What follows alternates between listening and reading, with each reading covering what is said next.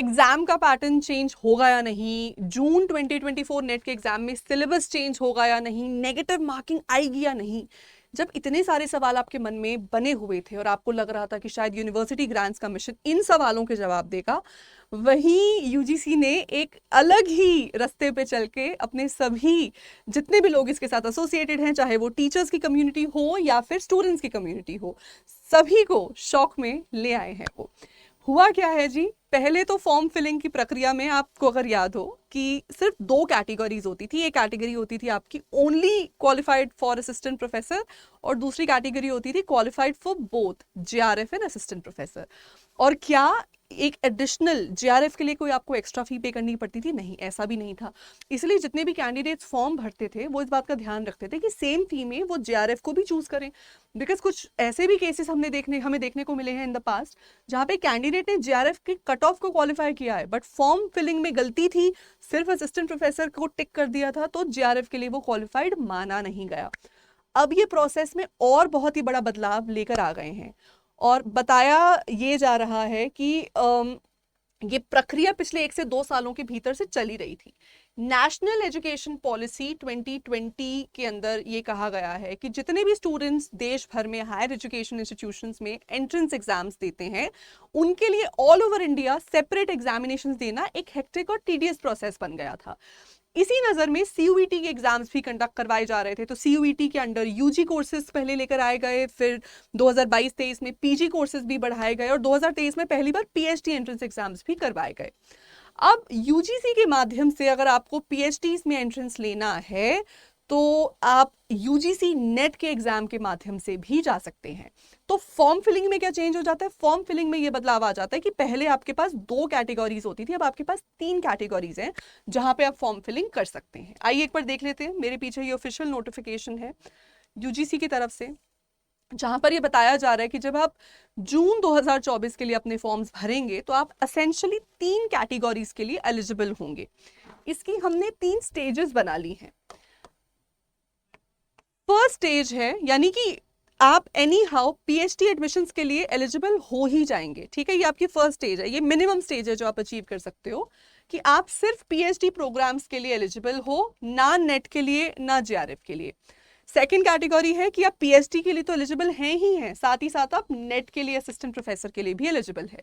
और third category है कि आप जेआरएफ की फेलोशिप के लिए एलिजिबल हैं। यानी कि अब आप 3 कैटेगरीज में एडमिशन, जब आप फॉर्म भरेंगे तो 3 कैटेगरीज हैं आपके पास। जो पहले only assistant professor and JRF तो था ही, इसके साथ एक तीसरी कैटेगरी जोड़ दी है, वो है पीएचडी एंट्रेंस की।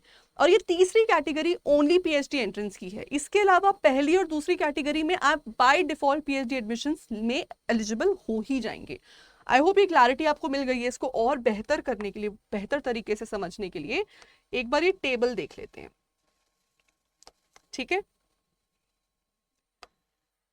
तो कैटेगरी 1 को देख लेते हैं। कैटेगरी 1 है यहाँ पर JRF awarded with assistant professor and PhD. इसका मतलब है कि अगर आप ये कैटेगरी पे आगे टिक करते हैं और आप जेआरएफ की कट ऑफ क्वालिफाई कर रहे हैं तो आपको जेआरएफ भी अवॉर्ड कर दिया जाएगा। अगर ये होता है तो आपको अगले 2 साल के भीतर किसी भी यूनिवर्सिटी में एडमिशन लेना है और आप इनकी फेलोशिप के लिए भी एलिजिबल माने जाएंगे। साथ ही साथ उस यूनिवर्सिटी में आपका टेस्ट का स्कोर मैटर नहीं करेगा, आपका एडमिशन 100% आपके इंटरव्यू के बेसिस पर भी होगा। ये बेनिफिट आपको मिलेगा। जेआरएफ के लिए क्वालिफाई कर रहे हैं तो असिस्टेंट प्रोफेसर के लिए तो ऑब्वियसली क्वालिफाई करेंगे ही करेंगे, और पीएचडी एडमिशन के लिए भी बाय डिफॉल्ट हो ही गया है, ठीक है।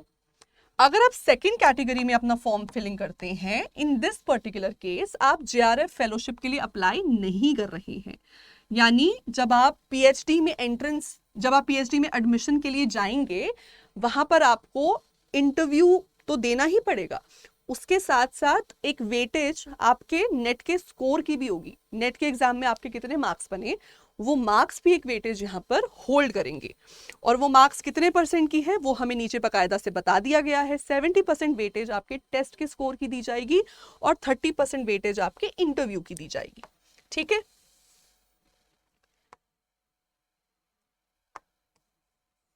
तो ये हम फिर से देख लेते हैं कि जो आपकी सेकंड कैटेगरी है इसमें आपको जेआरएफ नहीं मिल रहा है, जेआरएफ का फेलोशिप नहीं मिल रहा है, सिर्फ नेट मिल रहा है, सिर्फ नेट मिल रहा है, इसलिए 70% वेटेज आपके मार्क्स की जुड़ेगी, यहाँ पे 30% वेटेज आपके इंटरव्यू की जुड़ेगी। और पीएचडी तो खैर मिल ही रहा है, तो हमें बाय डिफॉल्ट मिल ही रहा है। तीसरी कैटेगरी में आप ना तो कॉलेज में पढ़ाने के लिए एलिजिबल है, यानी नेट के लिए है ही नहीं, और ना ही जेआरएफ की फेलोशिप के लिए एलिजिबल है। आप सिर्फ यूनिवर्सिटी में पीएचडी एंट्रेंस के लिए एलिजिबल हैं, और इसके लिए भी कैटेगरी 2 वाला ही सेम क्राइटेरिया रहेगा कि 70% वेटेज आपके नेट के मार्क्स की जुड़ेगी और साथ ही साथ 30% वेटेज आपके इंटरव्यू की मार्क्स की जुड़ेगी।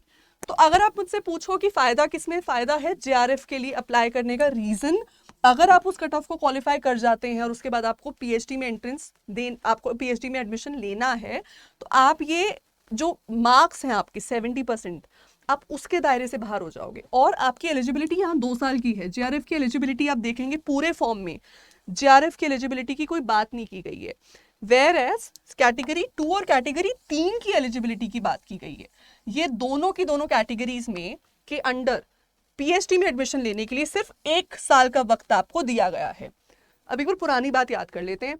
अगर आपके पास सिर्फ नेट का सर्टिफिकेट होता था, आप ताउम्र एलिजिबल रहते थे। अगर आपके पास जेआरएफ होता था, तो जेआरएफ के माध्यम से पीएचडी में एडमिशन लेने के लिए 2 साल की विंडो थी।